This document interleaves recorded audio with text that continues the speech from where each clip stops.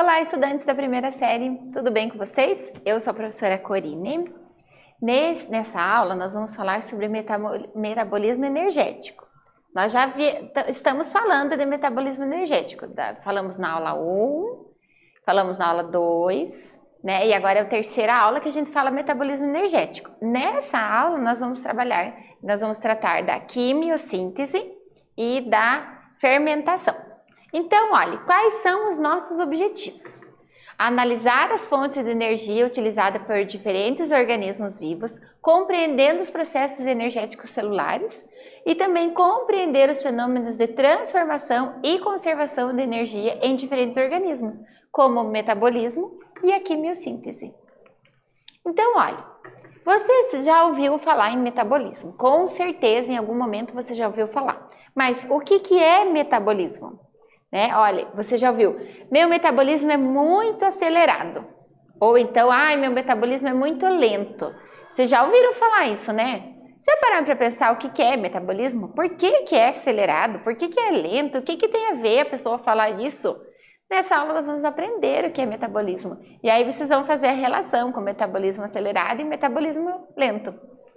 Vamos lá, então. Metabolismo é o conjunto de reações catabólicas e anabólicas. Ai, professora, lá vem você com esses nomes. Então, olha só, é fácil. Na reação anabólica, eu pego moléculas simples, que estão geralmente no ambiente, uso a energia do Sol e transformo em moléculas complexas. Então, eu pego moléculas simples e construo moléculas complexas. No catabolismo é o contrário. Eu pego moléculas que estão complexas e eu desmancho elas, eu destruo, né? Em moléculas simples. E eu libero energia. Olha como que é fácil. Se eu usei energia para transformar as moléculas complexas, quando eu transformei, elas armazenaram essa energia. Agora, no catabolismo, o que eu vou fazer? Eu vou pegar essas moléculas que estão cheias de energia, vou quebrar elas, vou transformar em moléculas menores e eu vou liberar essa energia. E essa energia eu vou utilizar nos processos que aquele organismo precisa. Viu como que é interessante? Então, o que é metabolismo energético? São conjunto de atividades metabólicas da célula, realizada com transformação de energia. Então, olha. Metabolismo são as reações químicas do nosso corpo. Do corpo de plantas, dos outros animais. É o metabolismo, são essas reações que acontecem lá no nosso corpo. Agora, o metabolismo energético está relacionado com a transformação dessa energia. Então, a gente sabe de onde vem, para onde que ela vai, onde ela vai ser usada. Nossa transformação de energia, nós seres humanos, a nossa energia vem de alimentos. Nós nos alimentamos para que essa energia seja usada para as nossas células. Olha que interessante aqui. As plantas utilizam moléculas simples, usam a energia do Sol, transformam moléculas orgânicas. Nós nos alimentamos das plantas, né? Mesmo que a gente coma carne, esse animal comeu planta. Então, pegou essa molécula orgânica que estava cheia de energia e desmanchou para transformar em energia. Então, é bem relacionado, né? Então, olha, reação de síntese, anabolismo. O que eu tenho? Eu tenho uma molécula A, uma molécula B, e eu vou unir essas duas e vou transformar numa molécula B. É o que ocorre quando? Ocorre lá na união dos aminoácidos para formar proteína. No nosso corpo, nós somos formados por proteínas. Então, o que é proteína? Vários aminoácidos. Eu pego vários desses compostos e eu vou unir e vou transformar numa proteína.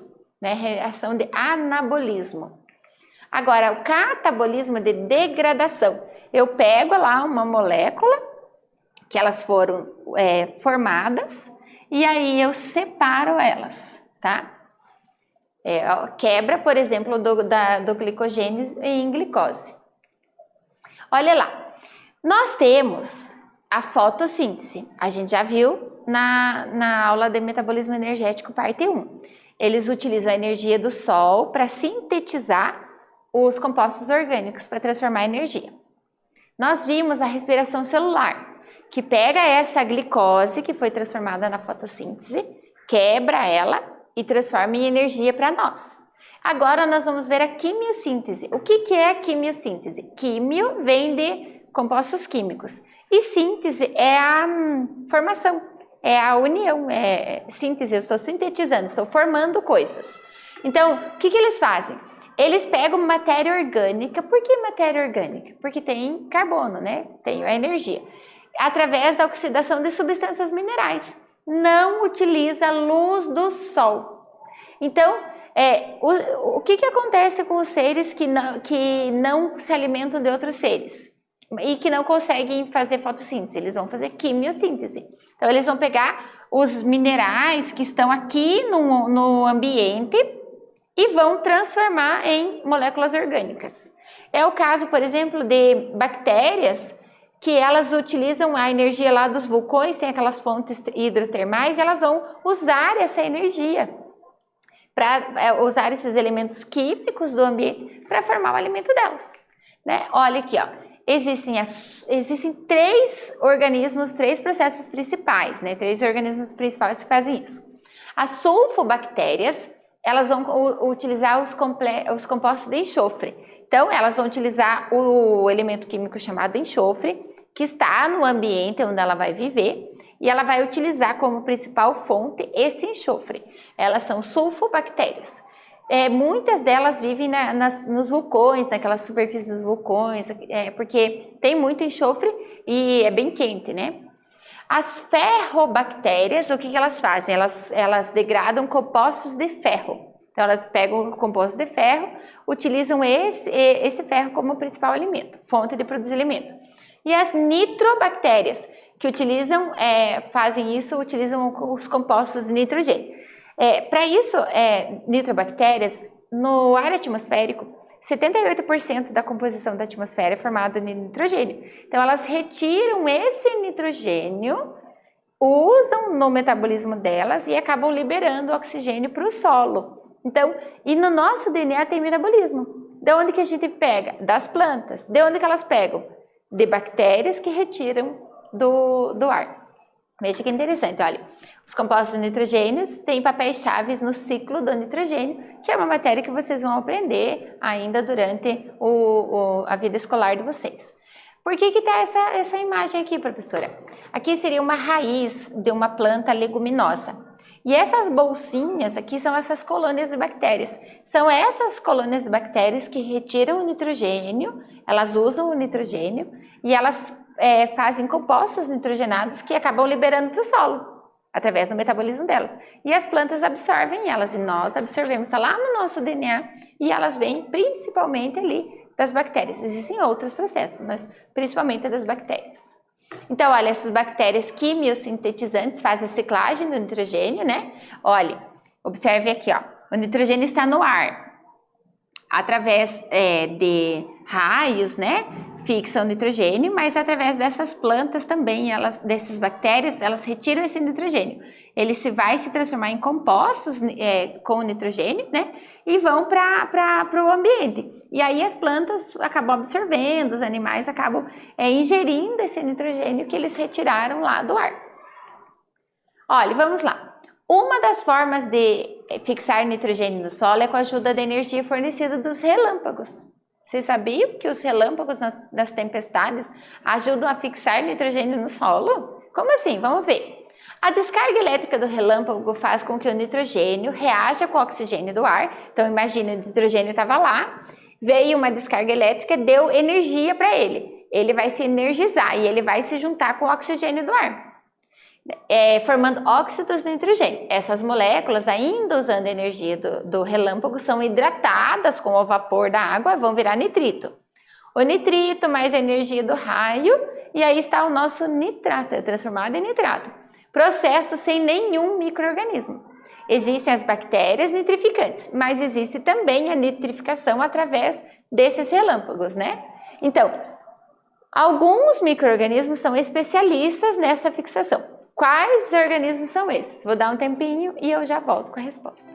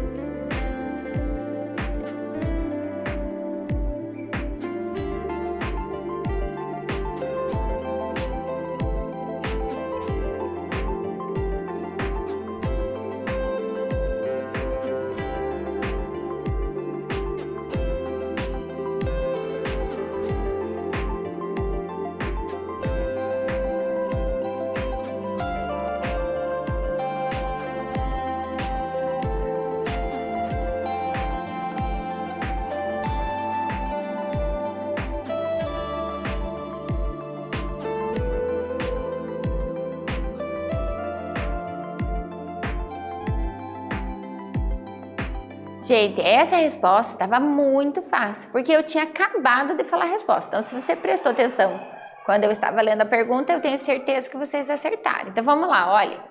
Uma das as bactérias quimiosintetizantes, ou também são chamadas também de bactérias nitrificantes.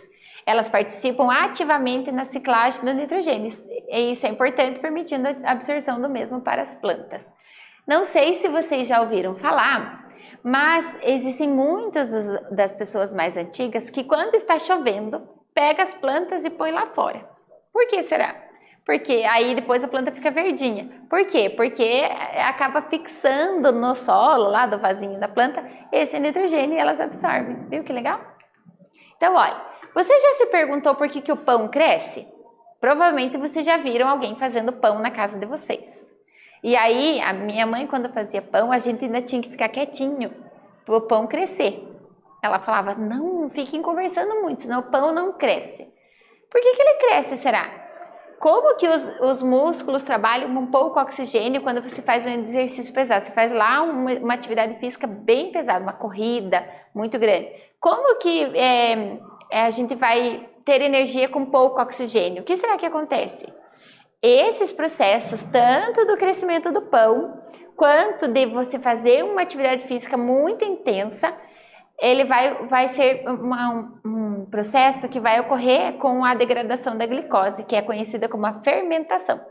Vocês sabem que lá para fazer o pão, nós usamos o fermento de pão.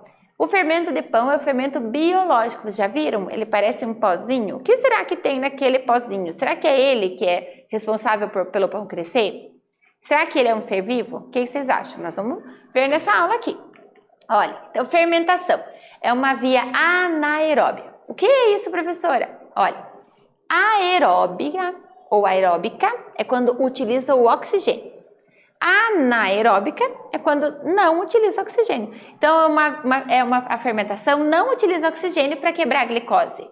A glicose que foi absorvida através dos alimentos. Ocorre aquela quebra.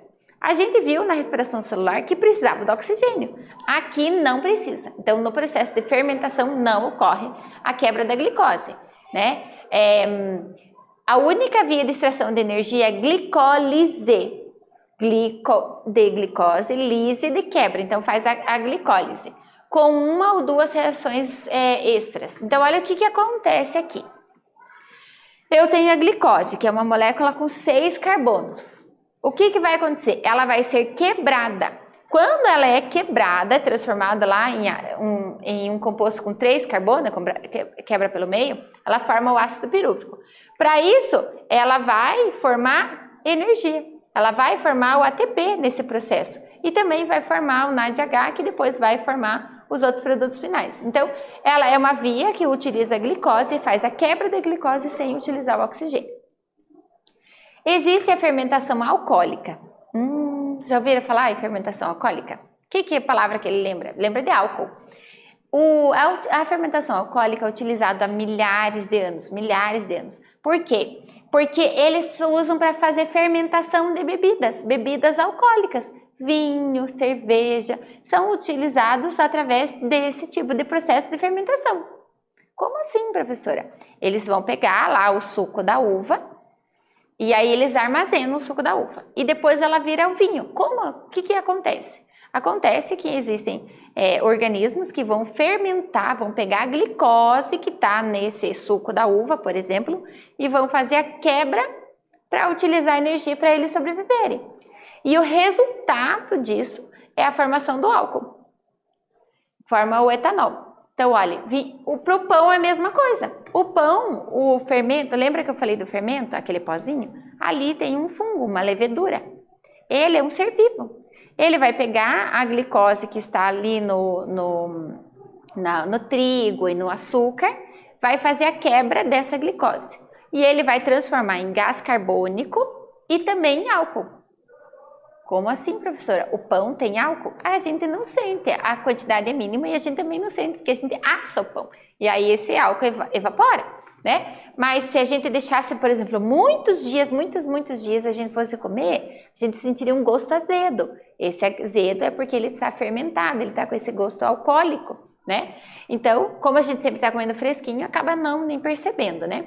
Então, ele vai formar o quê? Ele vai pegar a glicose, vai quebrar a glicose e vai transformar em energia e também vai transformar em álcool. Então, na fermentação alcoólica, ele vai doar os elétrons para produzir o álcool. Na respiração celular, os elétrons produziam água. Aqui, ele vai produzir o etanol. Na fermentação lática, o que acontece? Ele vai formar o ácido lático. Como que acontece isso? Ele vai pegar a glicose, vai quebrar a glicose, vai transformar em tripiruvato e aí vai transformar depois em ácido lático. Ele vai pegar esses NAD e vai transformar em ácido lático. Sabe quando você está fazendo uma atividade física intensa? Correu, está cansado, esgotado, mas mesmo assim, continua correndo. No outro dia, o que acontece? Você tá que nem um robô, não consegue se mexer mais, de tão doído que tá esses músculos. Por que isso acontece? Porque nesse momento você está usando oxigênio, tá produzindo energia, mas chega uma hora que tá faltando a produção de energia, não tá tão boa. Mas você está correndo, a célula precisa, gente, vamos se virar aqui, precisamos produzir energia. E aí eles fazem um processo que não utiliza o oxigênio, que é a fermentação. Nesse caso, a fermentação lática, que o produto final é o ácido lático. Então, lá nas nossas fibras musculares, fica acumulado esse ácido lático. E ele não deixa que o potássio entre na nossa célula e faça a contração muscular. Por isso que você fica todo dolorido. E a cãibra também pode vir por causa desse processo, porque o que ela vai formar como produto final aqui é o ácido lático. Então, olha aqui, ó, cãibra e fermentação. A cãibra ocorre quando o ácido lático, que é a substância que foi produzida para queimar a glicose, durante o esforço físico, se acumula em excesso e faz o músculo entrar em fadiga, ou seja, ele está cansado, esse músculo. E aí ele fica parado. Lembra que eu falei que o potássio não consegue entrar para ele fazer a contração muscular? E aí dá esses espasmos musculares, ele fica lá, né, parado. Então, são esses espasmos musculares. E também aquela dor que vai ficar, né? E daí você fica lá, no outro dia você pensa, não vou fazer atividade física e fica lá uma semana sem atividade física porque estava com dor nos músculos. Mas quanto mais atividade física você fizer, mais rápido vai ser degradado esse ácido lático. Claro que você não vai fazer tão intensamente, mas tem que continuar fazendo uma atividade física, né? Aí ele retira esse ácido lático e aí fica sem dor depois. Vamos lá para uma atividade. Olha, essa atividade tem a ver com o que a gente estava falando. Um atleta que participou de uma corrida de 1.500 metros desmaiou depois de ter corrido 800 metros devido à oxigenação deficiente no seu cérebro. Estava faltando oxigênio e aí o corpo emite um sinal de alerta, olha, a gente tem que parar, senão a gente vai entrar em colapso e vai levar à morte. Então ele desmaia, porque é como se ele desligasse. Aí ele desmaia e todos os processos metabólicos começam a funcionar de novo. Então, sabendo que as células musculares podem obter energia por meio da respiração aeróbia ou fermentação, o acúmulo de qual composto pode ter provocado o desmaio? Vou dar um tempo para vocês pensarem, eu quero que vocês me falem qual é esse composto e justificar por que ele provocou o desmaio. Vou dar um tempinho para vocês, eu já volto com a resposta.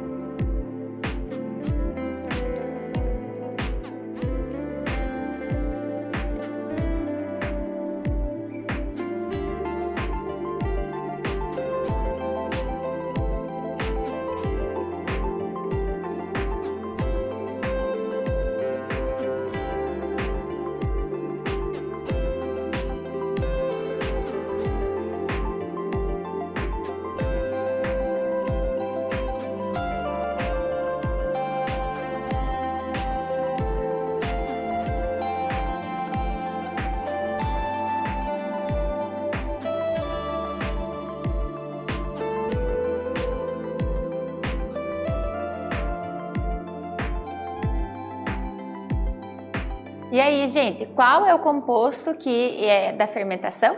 Olha, fermentação lática. O que ele vai formar? Ó, acompanhe comigo aqui a resposta. O acúmulo de ácido lático. Tá, mas por que provocou a morte? Provocou morte não, né, gente? O desmaio. Por que provocou o desmaio do atleta? Porque houve uma fadiga muscular muito grande, fazendo com que ele não aguentasse e desmaiasse. O desmaio, nesse caso, acaba salvando ele, né, de morrer. Por quê? Porque o desmaio, ele desliga essas funções. Então, como ele vai ficar parado naquele tempo, né, o corpo consegue recuperar a energia e recuperar o seu metabolismo. Então, é uma forma de defesa do nosso corpo. Interessante, né, pensar que o nosso corpo desmaia para se defender de um caso, de repente, de um colapso tão grande, né, e levar à morte por falta de oxigênio. Então, eles desmaiam, tá? Olha, o que a gente viu nessa aula? Conhecemos dois processos de obtenção de energia, a fermentação e a quimiossíntese. Quimiossíntese, eles usam os compostos do meio e transformam em matéria orgânica. Na fermentação, eles pegam a glicose, só que daí não precisa do oxigênio, fazem a quebra da glicose. Pode ser a fermentação alcoólica, que vai formar o álcool, né? Pão e bebidas, né? E também pode ser a fermentação lática, que vai fazer o ácido lático. E isso acontece lá no nosso corpo quando está faltando oxigênio para uma atividade física intensa. Não é do nada que vai acontecer. É em algumas situações que o nosso corpo faz essa fermentação lática. E aí, essa quimiossíntese é a forma de alimentação desses organismos extremófilos. Por que extremófilos? Porque eles vivem em extremas condições.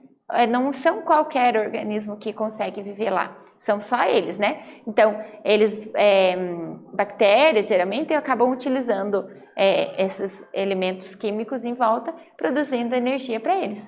Eu espero, gente, que vocês tenham gostado dessa aula. Até breve.